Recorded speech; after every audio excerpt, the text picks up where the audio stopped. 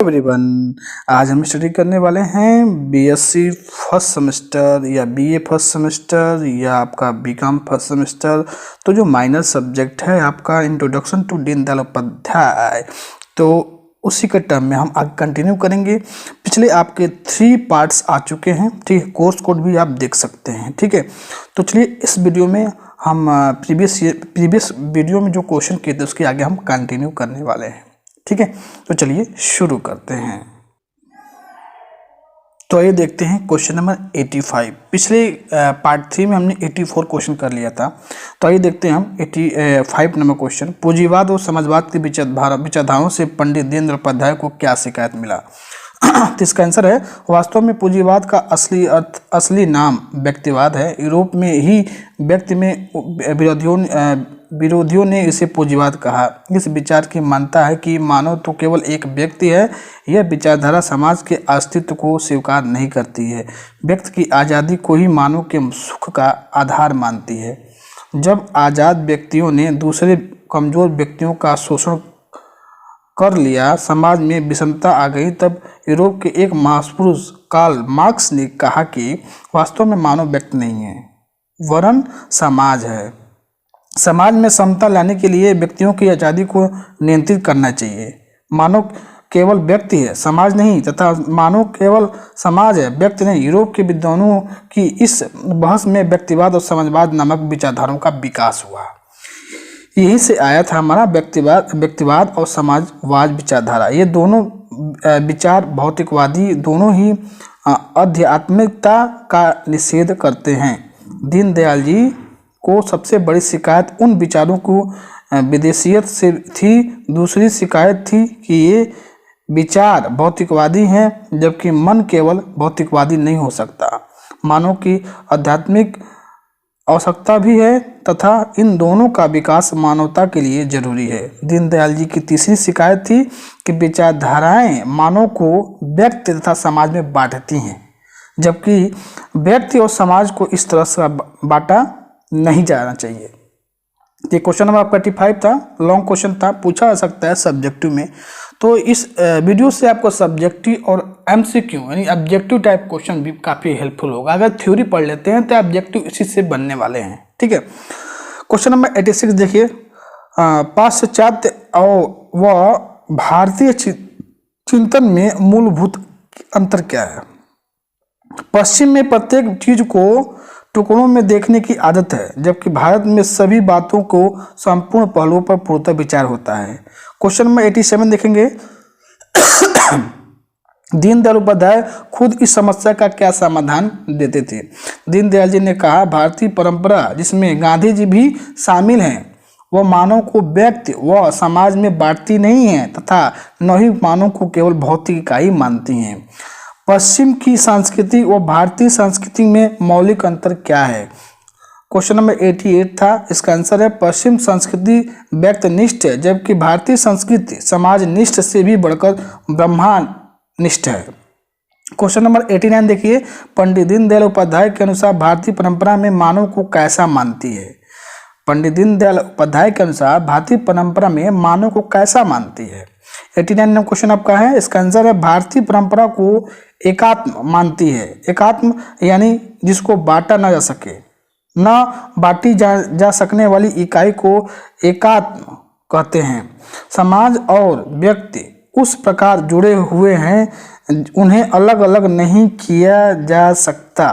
मानव व्यक्ति के रूप में समाज का अभिन्न अंग होता है। व्यक्ति परिवार के बिना नहीं रह सकता। परिवार को ग्राम शहर मोहल्ले के बिना नहीं रह सकता। परिवार इसके बिना भी नहीं रह सकता ना। ग्राम शहर यानी विलेज सिटी, आपका जो मोहल्ला है, ग्राम शहर से भी आगे देश व दुनिया की इकाई है। व्यक्ति इन सभी समुदायों का हिस्सा है, इससे स्वतंत्र नहीं है। एकात्म मानव का सुख व्यक्ति व समाज में बांटा हुआ है वरन एकात्म होता है। क्वेश्चन नंबर 19 देखेंगे, 90, मानव की स्वाभाविक प्रवृत्ति क्या है? जीवित रहने के लिए इच्छा की मानव की स्वाभाविक प्रवृत्ति है, जीवित रहने के लिए। क्वेश्चन नंबर 91 देखेंगे, व्यक्ति के संबंध में व्यक्तिवादी व समाजवादी के बारे में पंडित दीनदयाल उपाध्याय ने क्या विचार है? इसका आंसर है, व्यक्तिवादी समाज विचारक समाज को बंधनकारी मानव व्यक्ति की स्वतंत्रता की वकालत करते हैं तथा समाजवादी लोग व्यक्ति को लालची बनाकर उस पर समाज का नियंत्रण करते हैं। व्यक्ति कहते हैं स्वतंत्रता में ही सुख है तथा समाजवादी कहते हैं कि सुख के लिए समानता जरूरी है। दीनदयाल उपाध्याय कहते हैं कि मानव को समानता और समता दोनों की जरूरत है। स्वतंत्रता और समानता को परस्पर विरोधी बनना भूल है, उन्हें परस्पर पूरक बनना चाहिए। क्वेश्चन नंबर 92 देखेंगे, जीवित रहने की इच्छा का भारतीय उद्देश्य क्या है? जीवेत सर्द सतत सतत नमत इसका उद्घोष है। जीवित रहने के लिए इच्छा का भारतीय उद्घोष क्या है? तो ये जो संस्कृत में जो श्लोक आपको दिख रहा है, जीवित सर्द सतत नम।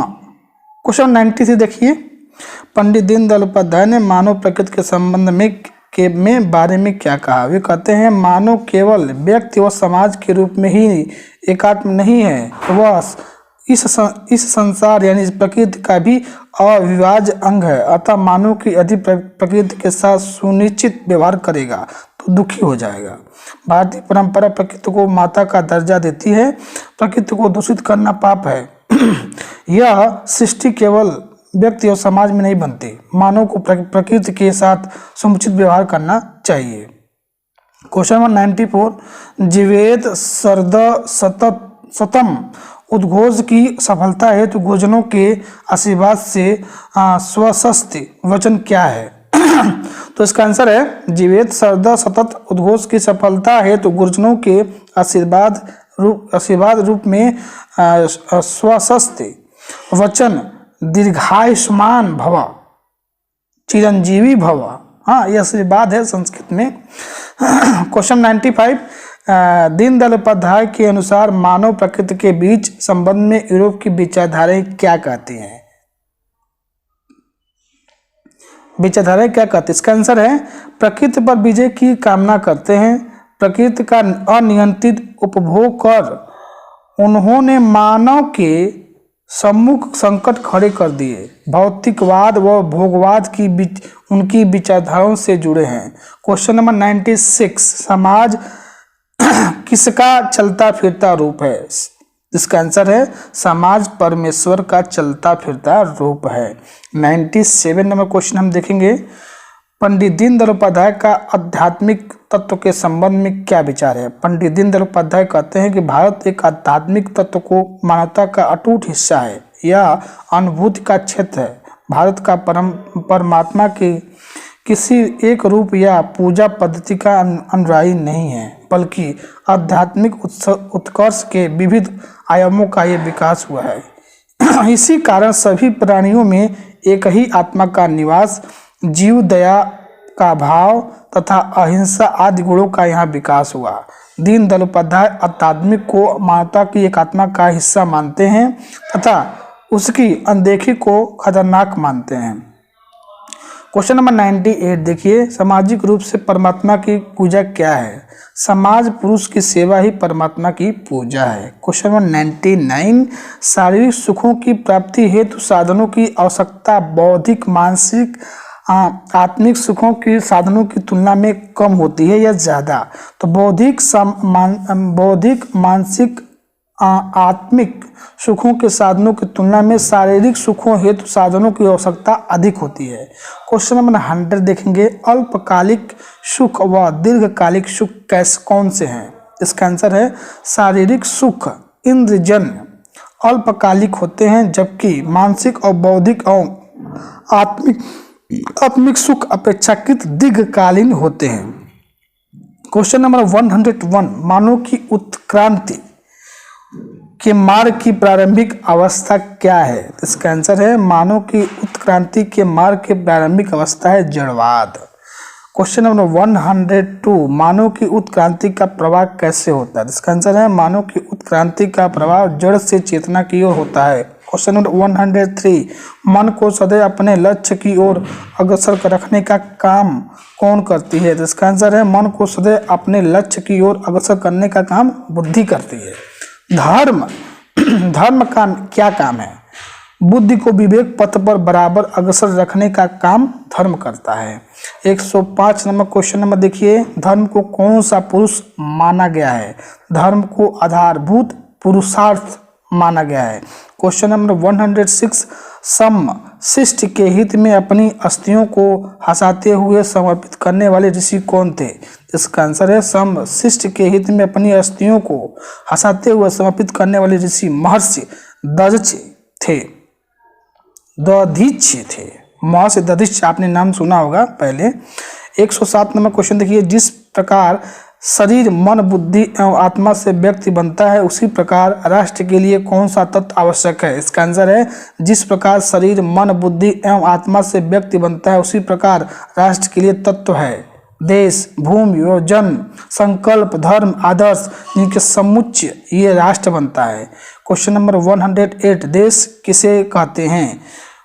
देश किसे कहते हैं? देश भूमि व जन दोनों का मिलाकर बनता है। क्वेश्चन नंबर 109, चतुर्विध सुख क्या है? आदर्श व परिपूर्ण जीवन के लिए शरीर मन बुद्धि एवं आत्मा के सुख को हम चतुर्विध सुख कहते हैं। चतुर्विध पुरुषार्थ क्या है? चतुर्विध सुख प्राप्ति के लिए धर्म अर्थ काम मोक्ष चतुर्विध के क्या है? पुरुषार्थ हैं। क्वेश्चन नंबर 111, भारतीय संस्कृति में सुखस्य मूल किम, यानी सुख का मूल क्या है? किसको माना गया है? तो सुख का मूल है धर्म। धर्म से ही आपको सुख ही मिलेगा, ऐसा हमारे शास्त्रों में भारतीय संस्कृति में कहा गया है। 112 नंबर क्वेश्चन, धर्म का मूल क्या है? अर्थ। इसका आंसर है अर्थ धर्म का मूल है, अर्थ के बिना धर्म नहीं टिकता। क्वेश्चन नंबर 113, संकल्प किसे कहते हैं? सबकी इच्छा शक्ति अर्थात सामूहिक जीवन की इच्छा ही संकल्प है। धर्म क्या है? इसका आंसर है नियम या विधान को भारतीय संस्कृति में धर्म कहा गया है। तो क्वेश्चन नंबर 115 देखिए, आदर्श क्या है? इसका आंसर है संस्कृति ही जीवन का आदर्श है। क्वेश्चन नंबर 116, संस्कृति क्या है? संस्कारों द्वारा निर्मित वस्तु संस्कृति है। भारतीय संस्कृति में धर्म के प्रमुख लक्षण क्या हैं? तो इसका आंसर है भारतीय संस्कृति में धर्म के 10 प्रमुख लक्षण हैं। यथा धैर्य, क्षमा, इंद्रिय दमन, चोरी न करना, पवित्रता, इंद्रियों पर नियंत्रण, बुद्धिमत्ता, ज्ञान, सत्य व क्रोध नहीं करना। क्वेश्चन नंबर 118, चित्त किसे कहते हैं? व्यक्ति की आत्मा की तरह राष्ट्र की भी एक आत्मा होती है। राष्ट्र की आत्मा को हमारे शास्त्रकारों ने चित्त कहा है। चित्त ईश्वर का प्रदत्त है। चित्त प्रत्येक राष्ट्र की अपनी एक विशेष प्रकृति है जो ऐतिहासिक एवं भौगोलिक कारणों का परिणाम नहीं अपितु जन्मजात है। क्वेश्चन नंबर 119, दीनदयाल उपाध्याय के अनुसार विराट क्या है? दीनदयाल उपाध्याय के अनुसार समाज की एक शक्ति है विराट के आधार पर प्रजातंत्र सफल होते हैं। दीनदयाल उपाध्याय विराट को जागृत करने का आह्वान करते हैं। क्वेश्चन नंबर 120 देखिए, दीनदयाल उपाध्याय की दृष्टि से संसार की पूर्णता किन तत्वों से परिलक्षित होती है? जगत की संपूर्णता की दृष्टि से उपाध्याय 4 तत्वों का उल्लेख करते हैं, व्यष्टि, सम्मिष्टि, सृष्टि और परमेष्टि। क्वेश्चन नंबर 121 देखिए, एकात्म अर्थनीति की अवधारणा का प्रतिपादन किसने किया? तो इसका आंसर है पंडित दीनदयाल उपाध्याय जी ने। क्वेश्चन नंबर 122 देखिए, एकात्म अर्थनीति क्या है? इसका आंसर है एकात्म अर्थनीति पूंजीवाद व साम्यवाद अर्थव्यवस्था के अति तीसरे विकल्प के रूप में पंडित दीनदयाल उपाध्याय द्वारा प्रस्तुत आर्थिक नीति है। क्वेश्चन नंबर 123 देखिए, पंडित दीनदयाल उपाध्याय के अनुसार मनुष्य की मूलभूत आवश्यकता क्या है? तो इसका आंसर है पंडित दीनदयाल जी के अनुसार मनुष्य की मूलभूत आवश्यकता है रोटी, कपड़ा, मकान, पढ़ाई एवं दवाई यानी मेडिसिन। क्वेश्चन नंबर 124 देखिए, पंडित दीनदयाल उपाध्याय ने आय के वितरण में समता स्थापित करने के लिए न्यूनतम और अधिकतम आय के संबंध में क्या कहा? उन्होंने न्यूनतम एवं अधिकतम आय के बीच 1:20 के अनुपात को स्वीकार किया, अर्थात किसी व्यक्ति की कम से कम आय 100 रुपये हो तो अधिक से अधिक 2000 रुपये होनी चाहिए। पंडित दीनदयाल उपाध्याय के अनुसार आर्थिक प्रजातंत्र का मापदंड क्या है? तो इसका आंसर है प्रत्येक काम का अधिकार आर्थिक प्रजातंत्र का मापदंड है। क्वेश्चन नंबर 126 देखिए, पंडित दीनदयाल उपाध्याय के अनुसार अर्थशास्त्र की क्या प्रमुख विशेषता है? इसका आंसर है प्रत्येक व्यक्ति को न्यूनतम जीवन स्तर की आश्वस्ति एवं राष्ट्र की सुरक्षा सामर्थ्य की पूर्ण आवश्यकता एवं अर्थव्यवस्था की मुख्य विशेषता है। ठीक है, तो ये रहा इंट्रोडक्शन टू पंडित दीनदयाल उपाध्याय, जो आपका माइनर सब्जेक्ट है, डीडीयू जीके के लिए है। जो भी फर्स्ट सेमेस्टर में स्टूडेंट हैं, चाहे बीए हो, चाहे बीएससी हो, चाहे बीकॉम हो, उनके लिए कंपलसरी पेपर देना, पेपर आपका है कंपलसरी है। ठीक है, तो वीडियो अच्छा लगे तो लाइक करें, चैनल पर नए हैं तो सब्सक्राइब करें, कोई सुझाव कोई सजेशन देना चाहते हैं तो कमेंट जरूर करें। प्रीवियस लेक्चर आपके डिस्क्रिप्शन में मिल जाएंगे, जाके देख सकते हैं।